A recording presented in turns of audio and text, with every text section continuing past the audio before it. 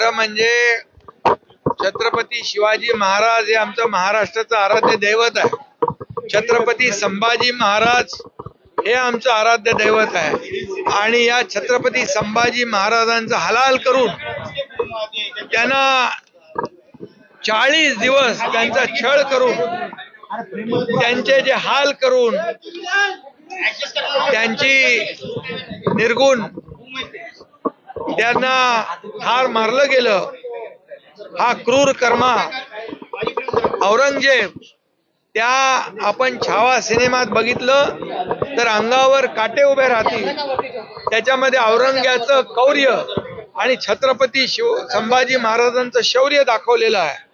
आणि म्हणून या देशासाठी ज्यांनी धर्माभिमान बाळगला, या देशासाठी त्यांनी प्राणाचे बलिदान दिलं, परंतु देशाचं आणि धर्म सोडला नाही, देशाभिमान सोडला नाही, राष्ट्राभिमान सोडला नाही, अशा धर्मवीर संभाजी महाराजांना हलाल करून ज्याने मारलं औरंगजेबाने, त्याचं उदात्तीकरण करणं खरं म्हणजे अतिशय दुर्दैवी आहे।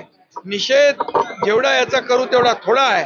खरं म्हणजे अबू आझमीवर देशद्रोहाचा गुन्हा दाखल करायला पाहिजे, कारण छत्रपती संभाजी महाराजांनी या देशासाठी आपला प्राण अर्पण केलेला आहे आणि बलिदान दिलेलं आहे।